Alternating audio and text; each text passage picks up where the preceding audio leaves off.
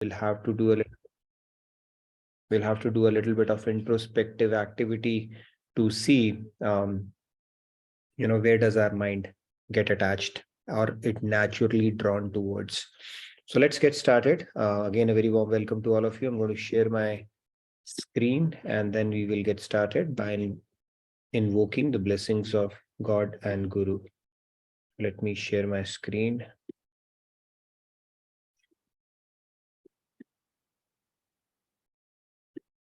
All right.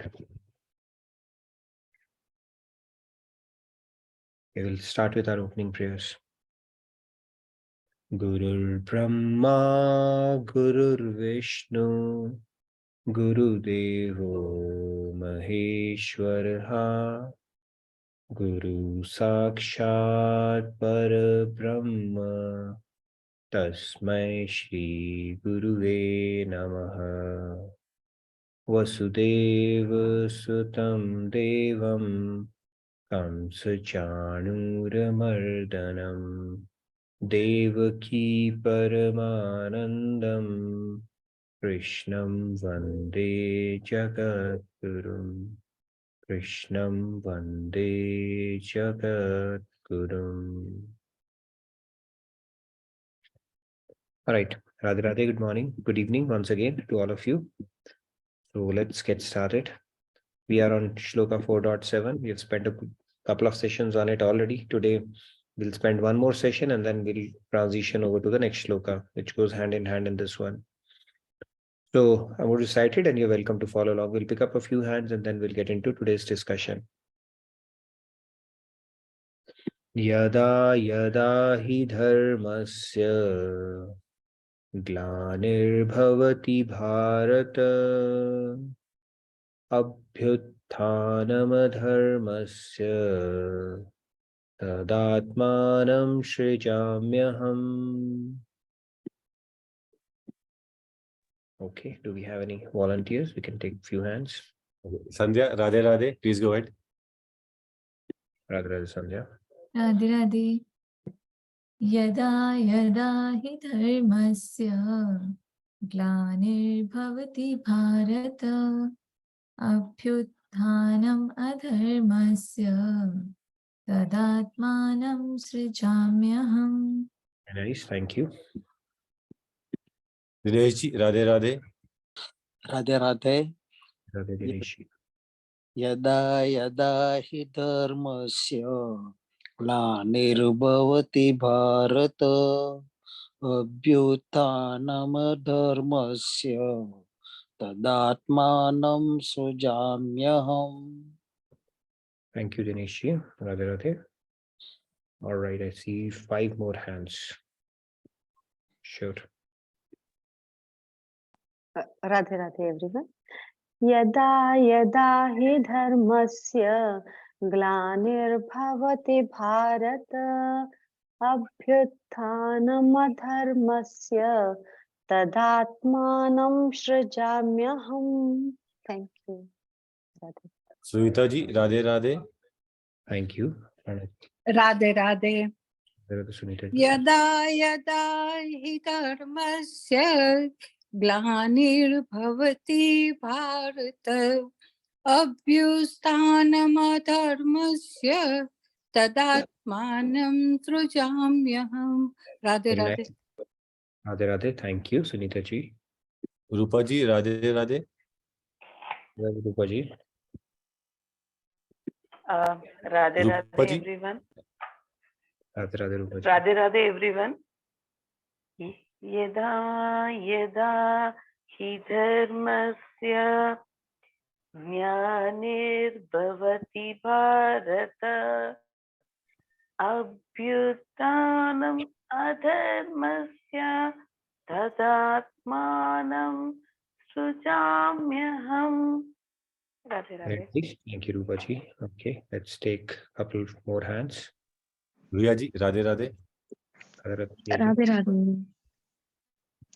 Yada yada hi dharmasya Glanirbhavati Bharata Abhyuttanam adharmasya tadatmanam srijamyaham. Thank you. Radhe Radhe. Last but not the least, Falguniji, please. Radhe Radhe. Yada yada hi dharmasya glanirбhavati bharata apyudanam adharmasya tadatmanam srijamyaham. Radhe Radhe. Wonderful.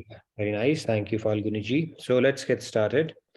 In this shloka, Lord is saying that whenever there is a decline in righteousness, dharma is what we are talking about, and an increase in unrighteousness, O Arjun, at that time I manifest myself on earth. So God manifests himself on earth. He's always there, right? In every atom of this universe, God has permeated, right? And that is his, and we cannot perceive him or see him, but that doesn't mean God is not there, right? But then there are certain situations which demand or which warrant that God takes on his personal form and actually manifests him in his avatar or a descension. And when does it happen? When he says, when there is a decline in righteousness. Righteousness in itself does not decline, but people who follow, there's a decline in people who follow the injunctions or the principles governing the righteousness that we're talking about. So let's get started. We'll get a quick recap. We'll do a quick recap and then we will get into the topic of our discussion today. So we spoke about the dharma. It is something which is dharan karne yogya, to hold, maintain, preserve. And it is also the law or principles that govern the universe. We said there are three salient features for it: universal, timeless, and self-evident. That means it is not specific to any caste, creed, nationality, or religion as such, but they are pretty universal in appeal in the sense that it is a science between humans and God. The second is it's timeless because there are no revisions or version updates that happen in case of these principles. These are relevant at all the times. And the third thing is that this is self-evident. You follow it, you can reap the results of it, and you can see the results. If you don't follow, you see the consequences. Part of it is dictated by the law of karma. Part of it you can see pratyaksh in your current life itself. Now, moving on, we also spoke about, what does it actually mean? Dharmasya glani. We said that dharma does not decline. The people who follow it or not dictates whether it is decaying or, people are following it. And it does not become any less or more with the fact that people are following it or not following it, believing it in it or not believing in it. It is always existent. And basically it's not dictated by the fact whether you follow it or not, right? Dharma is dharma. So it is the prescribed duties, actions that are conducive for our spiritual growth, not the duties, but the actions. The reverse of this is adharma. And then when God descends, unrighteousness prevail, then the God intervenes, and he intervenes by descending and re-establishing it. That is what we spoke about as well. And we spoke about the concept of dharma, that is an inseparable aspect of an entity, something that it is synonymous with, something that that cannot be separated, right? I said, right? Like water and wetness, fire and heat, milk and whiteness, sugar and sweetness. These are the dharmas. Like if sugar, it has to be sweet. If it is milk, it has to be white. Fire has to be accompanied by heat, and water and wetness go hand in hand. And similar to that, for humans, serving is an integral part, or it defines our very existence. We have to serve, we have no choice. Now, which direction or whom we are serving, that's where we have a choice. But when it comes to whether do we have an option to serve or not to serve, we have to serve whether we like it or not, regardless. And that basically becomes our dharma, because then it's an integral part of our very existence. All right. Now, type of dharma. This is where we spent a good amount of time yesterday. Two types of dharma, depending upon what you consider yourself. Swadharma. Swa means self. What do you consider yourself? If you consider yourself as its body, then there are prescribed duties, and there's a Vedas describe prescribed duties for those who are in the conditioned state. Conditioned state means they consider themselves as this body-mind complex. And these duties are defined according to one's ashram. In which station of life you are in, you do that. And then gradually, as you progress, you gravitate towards paradharma, especially when you have a spiritual spark or you come in contact with a saint or a realized soul. Then you start gravitating towards paradharma, and that is a higher dharma and the highest dharma for that matter for any individual soul. And that highest dharma is to consider yourself as a soul. When you understand you are actually an eternal fragmentary part of God. And as part of God, the highest duty is to serve the whole, which is to love and serve God with devotion. That is the highest dharma of a soul. There's nothing more than that a soul needs to achieve. But for us to get to even that realization, it takes a lot, right? We have to first work on our conditioning state. We have to first understand we are not this body-mind complex, and then gradually progress towards our higher dharma. And once we have latched onto it, we have understood this concept, and the whole idea is to deepen that sentiment and start performing that dharma, increase it over time until we perfect it. So that is the whole idea. And when we perfect it, that is called God realization, right? When we are actually situated as in accordance with our constitutional position, that is what God realization is. Now you are a part, you have started serving the whole. And then that is essentially what the realization is. So we start building that, as we progress in our devotion. In the previous session is talking about sadhan bhakti and siddha bhakti, right? So sadhan bhakti, the preparatory state. When we start understanding the paradharma, we start engaging in the devotional activities. We start doing seva satsang sadhana, which is the preparatory stage. And when we move to a certain threshold, then by Guru's grace, we get the parabhakti, which is, something which is where divine power of God starts. That parabhakti is a very high stage that you get. So the point here is that we spoke about both the kind of dharmas. Now, if we have to perform paradharma, right? We spoke about Bhishma, some of the examples we took, and we did have a good discussion around it, that the worldly dharma, anything that is not related to serving God or related to aligning to the will of God, is actually at a bodily level, right? That is not paradharma, that is at an aparadharma level. And paradharma is when you are completely sharanagat, surrendered to God and aligning to his will. Okay. And we spoke about some of the examples from Bhishma, and then we looked at Karna, and we had a good discussion around it, whether it was a paradharma or an aparadharma. Now, today we are going to move forward and talk about what is our heart's gati. Now, what is our heart? Our soul, mind, and there's a heart is also colloquially, in fact, our antakaran is the word in our Vedic scriptures, okay, which is colloquially known as heart.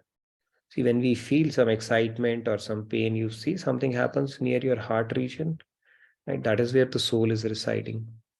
And where does it, gati means, where does it naturally get drawn towards, is the question. When we start doing, start aligning to our higher dharma, the paradharma, so to say, and do our sadhan bhakti, depending upon our heart's gati, as we start tweaking that gati, it will dictate the pace of our progression. Okay. So let's understand this concept. When we start aligning to God, right? People, when we start acknowledging God and start going to temples, attending kirtans, even going to pilgrimage and all that stuff, why are we doing that?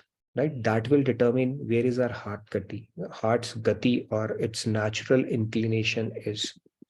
So let's understand this thing, right? So this is our heart. There can only be two gatis for your heart. Okay, gati means where it will get drawn towards or it will stick. Heart is also known as chit. One part of heart is called chit. And chit's job or dharma of chit is to get attached. It always needs something to get attached to. Okay. Now this is our heart. One of the gatis that it can have is called sadhan gati. Sadhan gati means we need world or worldly things. We all have our secret ambitions, secret stasher on what we need. The next thing that we need in life, it could be fame, it could be power, it could be money, it could be a relationship that we have been craving for. It could be acquisition of some material possession, could be anything, right? How it could be a house, gadget, car, anything. That is called sadhan, where we go to God with some kind of a secret wish list that we have. And the other gati of your heart could be ashray gati. So when you start building connect with God, are you approaching God for something that you need from a material standpoint, or are you going to God with an ashray gati in the sense that, I am dependent on you. You are my father and mother. By the way, Father Day is coming, so we'll do a session on that, special session on that as well. Ashray means I am dependent on you. You are my caretaker and I'm completely dependent on you. So are we building an ashray gati or are we building an sadhan gati towards God? Okay, that is the key thing. Because when we build sadhan gati, we'll talk about it. Okay, that's good. It's something is better than nothing, right? At least we are acknowledging God and at least we are acknowledging the fact that he has the power to give us something. It's better than not even acknowledging God or having this belief system that, there's no God and we pretty much are on our own, or we only can achieve everything on our own. So it's better than that. But if we do that, we are underselling ourselves. Ashray gati is where you are increasing your love, faith and devotion towards God, right? You can always call about prem as well, right? Prem gati, where you simply fall in love with God.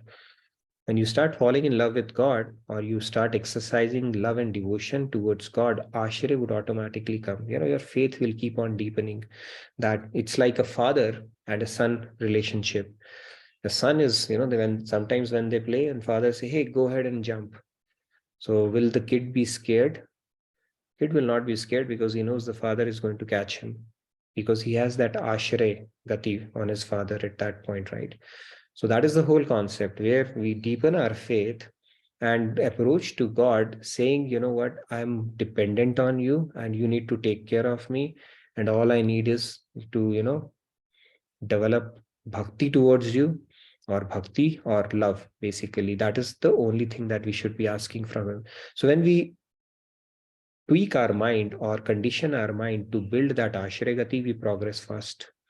When we build it for sadhan, then it's a process where if your sadhans are given to you based on your karma, your faith will deepen. But if sadhans are not given to you, your faith will go, up and down like a sine curve. And there's a good probability if things don't work out according to your plan, you may even become an astik, that non-believer, that God does not exist. I'm a good person. I do this, I prayed this, and I did not get anything from the God. Okay. So the point here is, if you develop prem, ashray would automatically come, right? Surrender automatically comes. When we love somebody and we deeply love somebody, that surrender aspect automatically follows. And when we cultivate those sentiments, and it is not something we wait for it to happen, right? We can do a kal tushti, when God will desire, it will happen. That's not the idea. Or if it is written in my destiny, it will happen. We take control over it and cultivate those sentiments with proper knowledge that God is our caretaker. We'll do a session on why God is our father. Father's Day special we will do. We contemplate on the knowledge and truly understand in how many aspects he's actually supporting us. He's our true relative, and he's our true eternal relative, lifetime after lifetime. And when we deepen that understanding and contemplate upon it consistently, then that ashray and prem gati would automatically follow. So gradually we need to move away from sadhan gati, where we're asking for all the sadhan and the material things from world, considering God as a cosmic bellboy, and start progressing towards building that relationship where we can love him. Okay, so this is what it's called. So now let's move on. So this is our chit, I said, right? Swamiji gives us beautiful quote, ye anuragi chitt ki gati samjhe na koi. And what happens then? So our gati, natural gati, if you look at it, is towards the world. Family, relatives, car, grandparents, house, grandsons, all that stuff. And it says, "Jo jo dube shamarang, tyon tyon ujwal hoye." So it has to get attached. And there are only two places where it can get attached. There is no third place. And the interesting thing is, it cannot even be in suspended state. So if you say your mind or your heart, it's neither in world nor in God, it cannot happen. It can never remain in a suspended state or in a pending state. Either it is in world. If you are saying, no, my mind does not go to world, either I have lost interest in world, but then I have a problem attaching it to God. The problem is that you are not getting favorable things in the world as yet. Okay. It's still in the world. It's waiting for, things to come back to what will appeal to your palate or your mind, or favorable things. As soon as they come back, again, your mind is in the world only. So it's either in world or in God. Nowhere else it can be. And Swamiji has given this beautiful, quote that he says, "Anuragi chitta ki gati samjhena kyoe, jo jo dube shamarang, tyon tyon ujwal hoye." The irony here is, you keep on immersing it in the world. Okay, first of all, it will not get satiated. Secondly, it will keep on taking the colors of the world itself. So when we start getting into, when we understand the higher goal is the paradharma, and within paradharma also, when we start doing it, we can, the pace can vary. We understood, okay, the purpose of the soul is to develop love and devotion for God. But now what happens is, we get stuck in worldly things also. We are doing devotion to God, but it is devotion to world via God. Okay, that starts happening. It's actually devotion to world via God. So it's like a father approaching a doctor and asking, his child is not well. So he wakes up in the middle of the night and goes to a doctor, and the doctor writes a prescription, and then just he tells that, okay, take this medicine, and he follows the instructions of the doctor to the letter T. Now, is the father doing the bhakti of the doctor, or is he doing the bhakti of his son? His attachment is in the son, right? So same thing we do. Our attachment is in the world. Our chit is attached to the world. And then we are trying to fulfill world through God. That is the first level of devotion. Okay. The second level of devotion comes when you start making God as a priority gradually, but you think your self-effort is good enough for that. Now your goal becomes God, but means becomes the world, including yourself, your own intellect, and other things. And third level is your means and end, basically means as well as the goal is God. God is the goal, and means is also God, where you rely on his grace, right? That is essentially what sadhan bhakti, where you rely on God for his grace and keep on progressing. Coming back to this, so when we keep our mind in world, now the second thing it says, "Jyon jyon dube shamarang, tyon tyon ujwal hoye." What is this ujwal thing that we are talking about? So let's understand that a little technically. Right, this is our heart. Brought this in a previous session as well. We can do that again. So this is our heart. Okay. Now what will happen is, it will start getting cleaner. How will it get cleaner? Or no, it takes on the colors.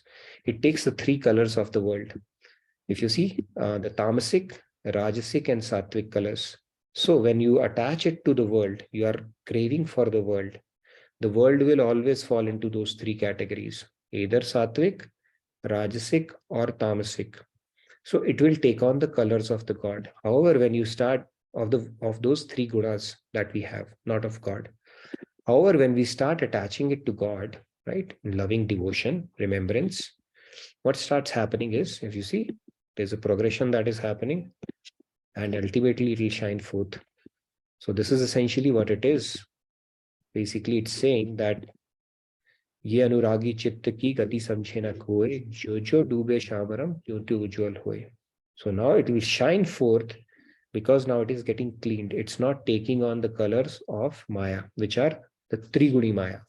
Triguni Maya in Bhagavad Gita says Tamas, Rajas, and Sattva.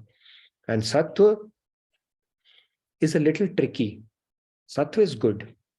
But then what happens is you get stuck at Sattva. You know, people who are in the mode of goodness, especially if you look at some professors and all, who are doing the job, you know, they're helping people out, having sattvic diet, sattvic thoughts, uplifting noble thoughts. There is a bliss that you get derive out of sattva also. And then there is a caveat, or there is a peril, or a danger, what you call it, that you start getting attached to that sattvic bliss, and you have absolutely no incentive to go beyond that. So God, you know, can remain out of equation. You see some of the people who practice goodness and he say, we are good people. We don't need to talk about all of this and all that stuff. So what happens is now you're attached to goodness and you're capped your potential at Swarglok only. Okay, that is the problem with the sattvic bliss.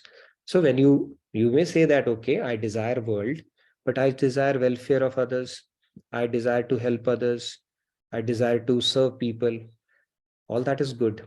Now you may cap yourself with sattvic pursuits only, but then it is limiting in that sense, in the sense that if you have not brought in God, you will not get the Shuddha Sattva. And then only when you bring in God into the mix, will you be able to transcend these three gunas.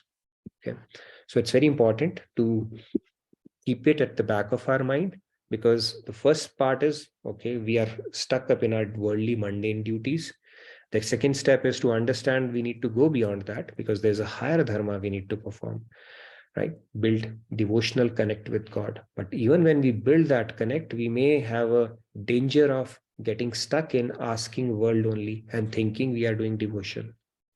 Again, so many people, we do that. We go to temples and we think we are doing our devotional quota of the year, of the month, by celebrating certain things or doing certain rituals. But at the back of our mind, if we are asking God, then our gati is sadhan gati. It's not ashraya or prem gati towards God. And God says only when you start building prem or ashraya gati towards Him, where you are depending more and more on Him, or relying more and more on His grace, and you know, having that devotional sentiments towards Him, that cleaning job will not happen. Okay, you are still playing in those three gunas, that game in Maya only, not beyond that at that point. So let's understand it through a little bit of graphical, not graphical, but yeah, kind of a graphical illustration here. We always have a choice. Okay, so let's have this line. What is this choice that we are going to talk about? So, and this is a neutral, okay, negative to positive, as you see. And this is your heart, okay, heart, soul, whatever you want to call it. Now, in every situation, if you look at it this way, either you fall down, you know, you have a choice at every moment in life to exercise discretion, to take a decision, to do things, either for your body, considering, you know, getting stuck in a paradharma, or having that big picture in mind, or for your soul. So everything in your life presents us with a choice. Is it good for my body? Am I doing it for my body or my soul? So there are three possibilities. Either you'll fall down from where you are. You know, you have maintained a baseline in your life. So that particular situation can either you will fall down in this way, or you can rise up, right? If you have inner growth as your priority, you could rise up in that situation. Or you maintain a status quo where you were. So this opportunity is provided to us at all the times, every moment of the day and every day of our life. Okay. Any examples that you can call out? Okay, we'll have a bit of a discussion on this, because this basically choice by choice at every moment, we are actually carving out the trajectory of our spiritual life, how fast we are progressing or how slow we are progressing, or are we stuck where we are, right? So any examples that anybody can call out around that? This is how it goes, and it is determined by the gati of your heart, where your mind is attached. What do you really prioritize in your head? Any examples that come to your mind, or any questions on this so far? Sandhya, Radhe Radhe. Radhe Radhe. Yes, Sandhya. One example is like attending the class versus sleeping in the morning while I was in India. So that, like sleeping in the morning while missing the class might be taking me down, falling down negative, and other way around, attending the class definitely will take us up and has been in terms of my thoughts as well as the bliss that I feel. So, and then along the same lines, multiple examples of Shrey versus Prey, right? Anything that is short-term pleasure but long-term pain will take us down. Like, sweets, we have discussed that a lot in the class. So I think I will not say anything beyond this. And yeah. Very true. Yeah, good examples. They're all good examples. See, one of the things that Swamiji said was, when you make inner growth your priority, maybe you can stick it on your wall. It's a very important statement. When you make inner growth as your priority. And when you make inner growth as a priority, anything that is happening in our life, every situation is an opportunity to uplift yourself or stay where you are. If you stay where you are, the test will keep on repeating, right? Sometimes it happens even in the material world. When we fail some test, we are made to repeat that class. Same thing happens in the spiritual world as well. Sometimes if we are stuck where we are, the test will keep on repeating, because universe plan is to promote you, whether you like it or not. Okay. And if you refuse to promote yourself, Maya will compel you to promote you. Okay. And the second thing is, the worst that we can do in any situation is to degrade ourselves or fall down from where we are. Sometimes it happens, we become bitter about something. We are harboring resentment and stuff like that. Then we are actually earning negative credits and taking ourselves down. And who are we taking down? Ourselves only. What does it mean? That means we have dug a pit for ourselves that we only have to climb over. So that is how it goes. Yes, Rahul? Yeah, Radhe Radhe. There is a comment in the chat from Sharwari ji that missing daily sadhana due to some work meeting is also falling down. Radhe Radhe. True, Sharwari ji. Very true. Falling down, or you may be staying neutral. One of these two things would happen, right? Especially if you are preserving what you have already earned, then you may be maintaining the status quo, which is better than falling down, because falling down is when you erode something that you have learned. And that can happen through early associations, kusang, negative contemplation, and staying away from satsang for a while. If you stay away from satsang, you intuitively know something has started missing. That is the sign of progress, I'm telling you. You will see your mind has started becoming agitated and disturbed. You would realize that. And then it would tell you that, okay, time to reset again, get back to satsangs. So yeah, there's always a danger of falling down if we don't do it continuously and consistently. Yes, Himanshu, you wanted to add something? इसमें भाई जो खड़ा हुआ है, जो ऊपर पहुंच गया है, rising up state, positive state, he's jumping throughout. So is that imply that when we go up, we are never get tired? We're in a high mode always. No, he has to jump a lot of times actually to reach a level there that he needs to. But it's a minor victory he's celebrating. Let's put that. Okay. It's a good thing. God actually celebrates the little victories that we make. Even if we make a little bit of progress, God actually celebrates. He's very happy, very pleased. So in order to please God, we should actually continue to invest on ourselves, right? Especially if we think we care for God, we should keep on improving ourselves as well. But yeah, he will not get tired. There's a long journey. Okay. You can't rest on your laurels, so to say, with these smaller victories. And as you said, two gatis, So is it possible that we try and achieve one gati, staying other gati, like materially we are down, but slowly and gradually going towards prem bhakti or prem gati? Or is it that we have to be only in one state? No, we have to increase that proportion basically of our developing and deepening. It's not going to be a unit step function where from sadhan gati all of a sudden you'll move to prem gati. It's a journey. So we need to keep on increasing that. It's not like we decide it and overnight when we woke up next day, it's going to transform. It's going to be a bit of a journey, but as long as we are mindful of it and do our self-reading, hey, why am I approaching God? Am I harboring another desire now from God? Or do I want to leave it to God because He knows what's best for me? That Ashraya Gati we can always practice, right? Our mind will not cooperate. It'll say, you know what, I need this, I need that, I should pray for this. But then you bring that knowledge back and say, no, God is my well-wisher. Why should I ask for something? He knows what's best for me. I need to practice the other thing. So with knowledge, we can beat it and get better at that. Okay, thank you so much. Radhe Radhe. Himanshu, Radhe Radhe. Himanshu? Radhe Radhe everyone.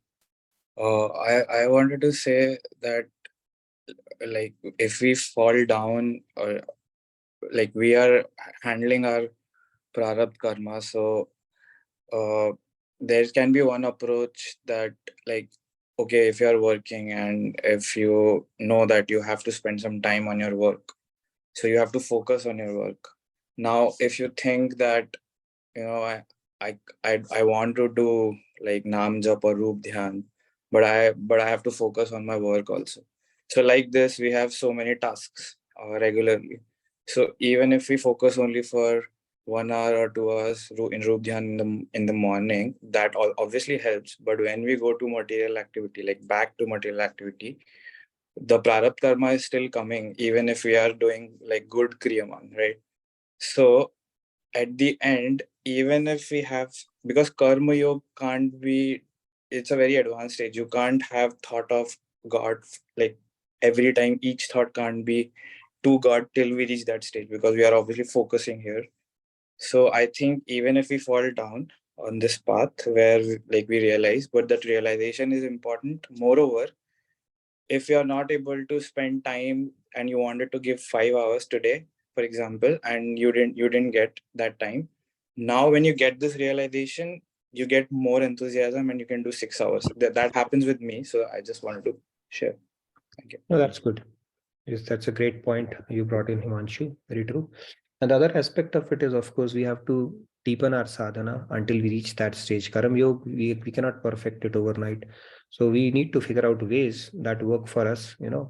How can we set up reminders, and how can we probably sharpen our axe, right? When we go out to, like Swamiji's, that story is there, right? Woodcutter story. One woodcutter would mindlessly start cutting the trees, and other would sharpen axe for a while and then cut it. So although this guy was spending less time on that activity, he was being more productive. So when we do our sadhana in the morning, maybe it's time to take it to the next level, increase that time or keep triggers for ourselves. But like you said, it's most important thing is we may fall down 7 times, but the real thing is to have the ability to get up an 8th time. So it will happen back and forth, but we have to figure out what works best for us until we reach that perfected state.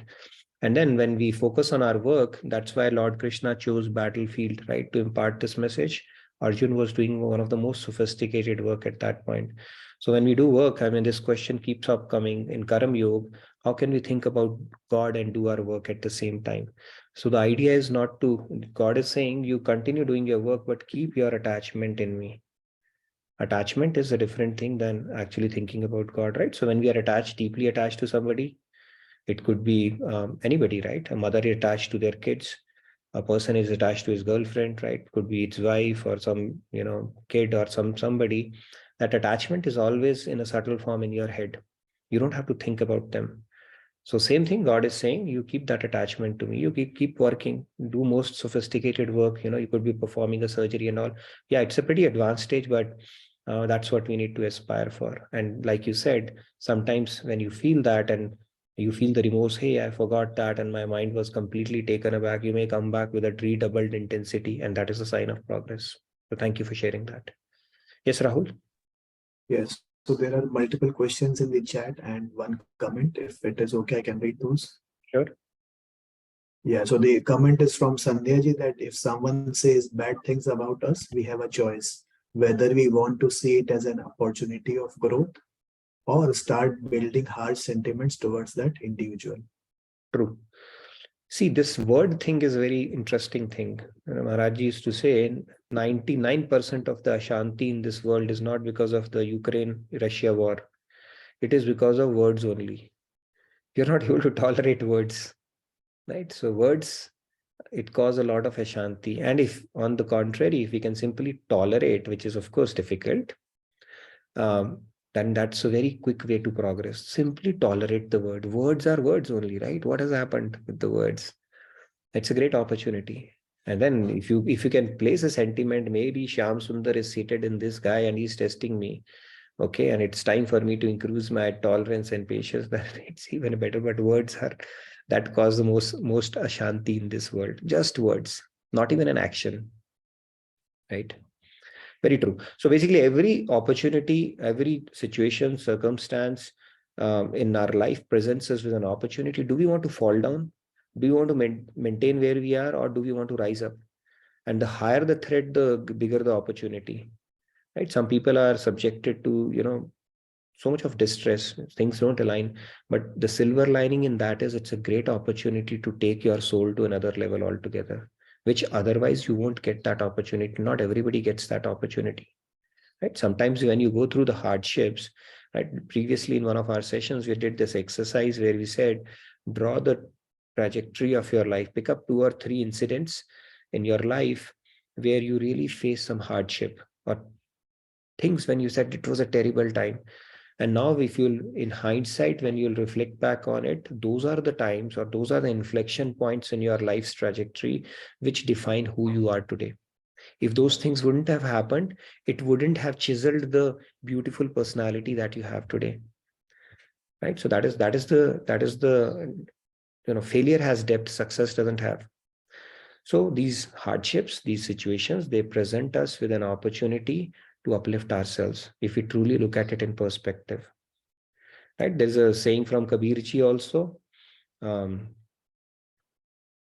Sona Sajjan Sadhujan, टूटे मिले सौ बार दुर्जन धन कुम्हार के धक्का दे दरार. So basically, you have resilience. Grit is a great quality to have on the path of spirituality. If we are thin-skinned and we are like what you call that slot machine, anybody touches and we are all over the place, that's not a good attitude to have on the path of spirituality. Resilience, tolerance, right? Tarorupi sahishnuna amanena manaden kirtaniya sada hari. So that Shishtashtakam, beautiful verse that we have from Chaitanya Mahaprabhu, he says, Trinadapi sunichen, become humbler than a blade of grass. Tarorupi sahishnuna, more tolerant than a tree. Why? Because even if you throw a stone at tree, all it gives is fruit. And amanena manaden, and the other problem that we all have is seeking respect from others. Oh my God, that person did not respect me and he told me that I'm a fool. Oh, that causes a lot of Ashanti. So he says, rather than seeking respect, give respect. And then Kirtaniya Sadahari, that is the Yuga Dharma anyways. Always remember God. So if we follow these 4 instructions, that's it. All the spiritual lessons are covered in these 4 instructions only, right? Very true. Yes, Rahul? So yeah, the first question is from Priya ji. What are a few examples of maintaining status quo? Maintaining status quo is basically, I don't know, I'll have to think about that. It's like, okay, in that particular situation, you used to feel this much of anger, okay, and you felt this much of anger again. That means you maintained a status quo. Okay, you did not practice that I need to tolerate it.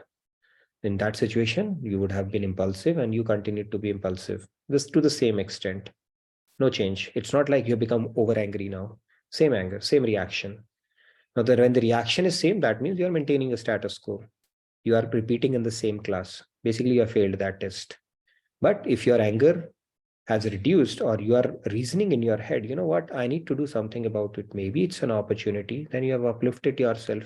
And if you have become worse, your reaction was overboard than the previous time, then you have fallen down. So that is a very simple analogy I can think about. I hope that helps. Yes, and another question from Aparnaji. Is sharing the knowledge that we have acquired with someone in a circumstance when it is needed and when it may help them an upliftment for us, or not really? Sharing a knowledge when it's really, no, sharing a knowledge is always good, right? The best way to learn something is to share that, right? So sharing is caring, and of course it helps. More importantly, when that knowledge is needed for you, are you able to pull it out of your hat will determine are you progressing or not, right? There was a Panditji who was doing a recital. Somebody had died and he was saying, we are all Atma, Nainam Chindanti, Shastrani, and all that stuff. He was talking and telling, soul moves on in a journey and all that stuff. He was talking while reciting those mantras because a boy had died in a family. And then he gets a phone call and say, Panditji, your son has died. And then he said, oh my God. And he just ran away from there. Okay, I need to look at it. So the point is, knowledge is good, but then Gyan becomes Vigyan when it becomes realized for our own self. So helping others is good, but more importantly, is that piece of knowledge has become a realization for us. Can we pull it out of our hat when we truly need it? Will actually help determine how quickly we are able to progress around it. But yeah, sharing is always a good thing, right? Helping people out and sharing those piece of wisdom that we have acquired. That is always a good idea. And I think that's very helpful for people as well, provided they're willing to listen, of course. So 2 more comments are in the chat. Yeah, so Preeti ji says that example of status quo from fitness perspective. I could not go for a walk today, so I do a type of pranayam matching to the cardio that walk would have offered me. So this is like a status quo example. true. See, maintaining the weight is status quo. Calorie deficit is making a progress.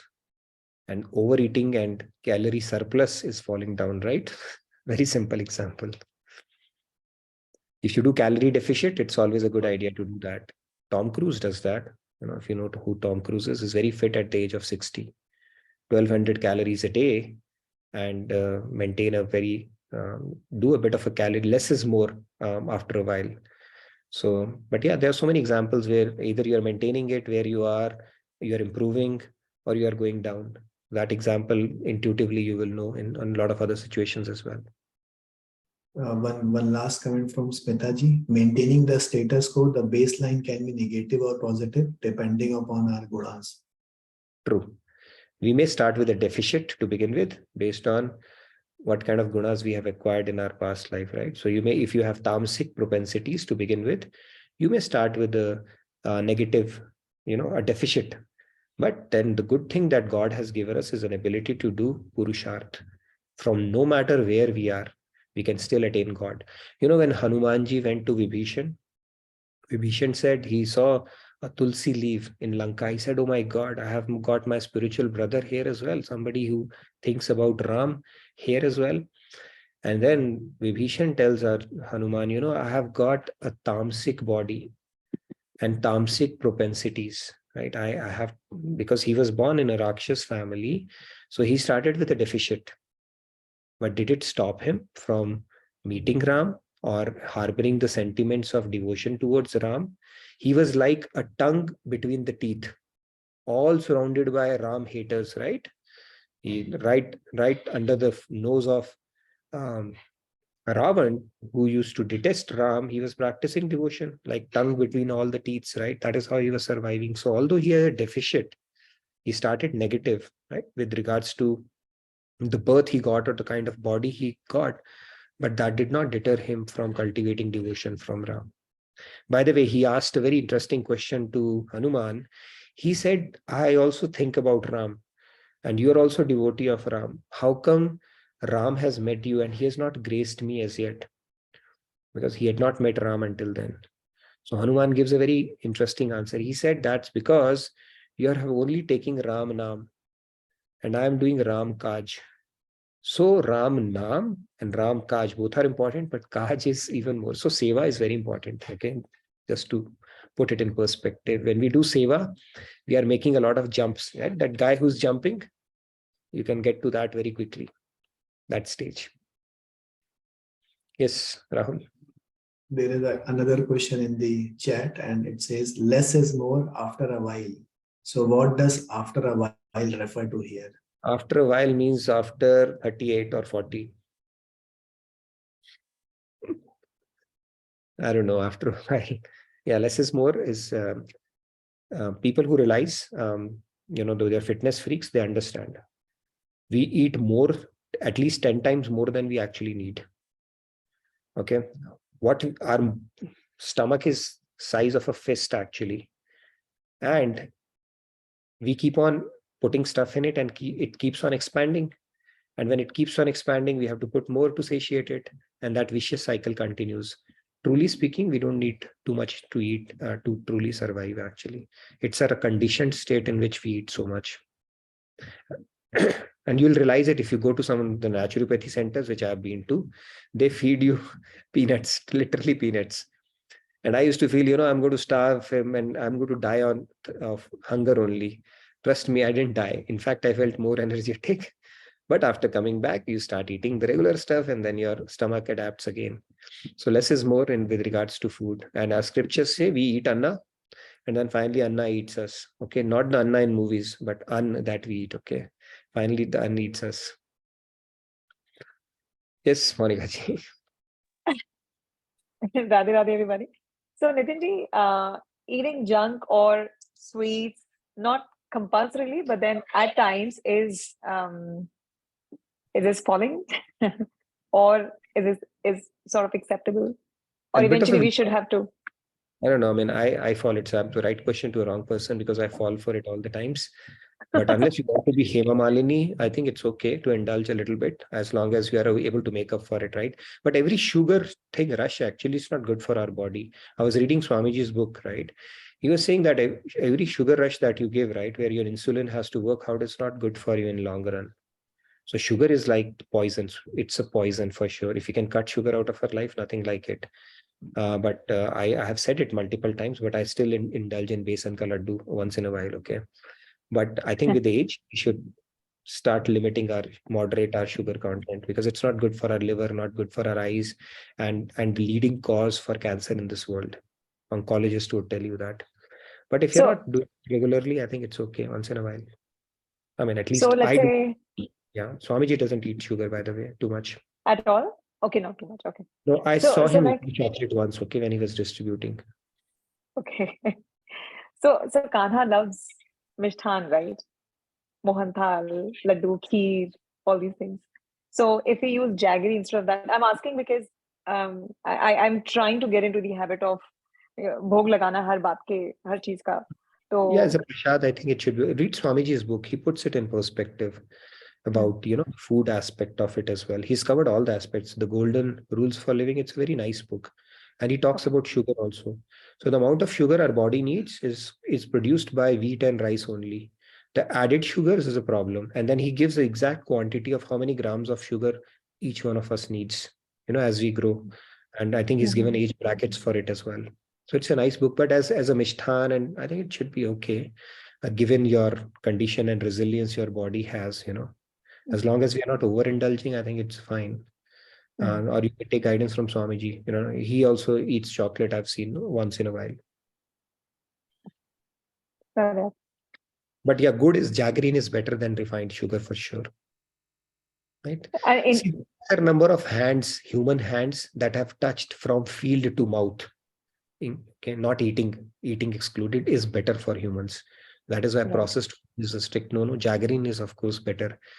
Mishri also is, I think, better than sugar. So yeah. Yes.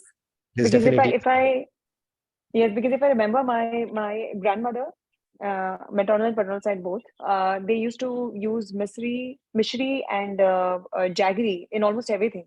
Refined sugar concept was not there in, ancient times, right? So okay. Refined sugar is the most dangerous thing. Yeah. Right. At least that's what I've understood. Yeah. We also use good most of the time these days. So All right. Sweet discussion. Yes, Keshavji. I shared my number with you yesterday. Let's talk, Keshavji. I saw your message and I hope you got my number. Sorry, I didn't see it. Anyway, once you send it, I'll get it and I'll call you whenever you want it. Okay, You put the I'm feedback sorry. tracker. I will give you a call if you can put your number in the feedback tracker. I'll do it right away. Okay, the thing was like, I'm sorry I missed the long discussions because my phone battery went dead. So I just restarted, luckily. Anyway, the word Gati has come in Bhagavad Gita in chapter 12, Shloka 5.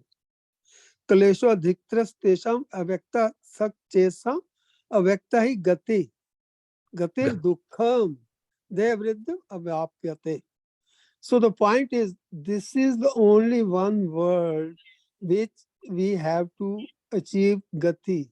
And I remember जब मैं 10, 12, 15 साल का या 18 साल का था, तो किसी की डेथ हो जाए तो बॉडी ले जाते थे, डेड बॉडी, और बोला करते थे राम नाम सत्य है, सत्य बोलो गत है. तो वो गत जो है वो यही गति वाली गत थी. अब समझ आई. और फिर कृपालु जी महाराज को तो मैंने बहुत बार सुना है टीवी में. वो कहते हैं कि तुम लोग मेडिटेशन करते हो, कभी भगवान के लिए, भगवान के वहाँ मेडिटेशन में रोए हो कि भगवान मैंने अभी तक गति प्राप्त नहीं की. और गति का क्या है, आपने लास्ट टाइम इतनी एफर्ट्स की, इतना हार्ड वर्क किया, जब आपने काल के ऊपर रिसर्च की और ब्रह्मा जी का 51st ईयर चल रहा है, तो उस हिसाब से 15,000 ट्रिलियन ईयर्स हो गए, अभी तक हम जितने लोग हैं किसी ने गति प्राप्त नहीं की. चाहे वो हमारे स्वामी जी हैं, चाहे हमारे हरिहर महाराज जी थे, चाहे गुरु कृपालु जी महाराज थे. तो see how difficult this gati is, and it can be achieved in every life. God is not that rigid. Our Krishna Bhagavan is very, very kripalu, dayalu, you name it. So thanks. I'll call you and then I'll put my number. So I have made a presentation on Bhagavad Gita, a Sure. 1 hour presentation. I want you to give me please time. Then I have shown this, what is Gati, whose Gati, and at what time the Gati will be. And before Gati, when we are studying Gita, how Krishna Bhagavan helps us and makes us ready and fit for Gati. Thanks. Thank you so much, Keshavji. Teri gati mati rati radhe, right? There's a beautiful bhajan also. So yes, by the way, if somebody has achieved gati or not, just because they are in this world, we cannot make that out, okay? Even after achieving gati, they can still come back, okay, as an employee of God. So that is how saints come, and saints are called realized people who have already achieved gati. They have nothing more to achieve, but then they come as messengers of God, or doing that as an employee of God to help us people, so that we also know the way to achieve gati. All right, Kumarji. Yes, Kumarji. Jai Shri Krishna, Bam Bam Bole. Yeah, Jai Shri Ram. So, Jai Shri Ram, everyone. So, yes, on this, bhakti, I think for each person they have their Ishtadev and so on, and it's all fine, right? For example, when I think about Hanumanji and Shri Ram, nothing compared to that for me, right? So it's not like, for some it's Krishna, for some it's Shiva. No problems. I think you just go with your Ishtadev, who you can emote with, right? When I hear one Chalisa, it just gives me goosebumps each time, right? I cry when I see the Shabri, when I hear the Shabri story, right? Fantastic. So anyway, that is one thing which I wanted to mention. But the other thing is it wrong to have a sweet at some point of time? I'm a foodaholic. I was a foodaholic. Now I'm much better, actually, because of health reasons. But let's not feel really guilty about something, right? A small sweet here and there does not, especially if you don't have any health issue. Making bad food a habit is what is the issue. So just don't feel guilty. Just live your life. Do good, be good, feel good. Jai Shri Ram. Jai Shri Ram. Thank you, Kumarji. We don't have a session today. Do we have a hard stop today?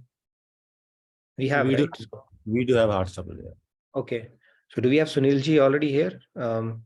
Let's make the quick announcements if we have. I think it's time, right? For the next session? 30, Okay, yeah. Prakash is here. Prakash is here. Sorry, Prakash, I know we are time. So Radhe Radhe from my side, you can stay back for the next session.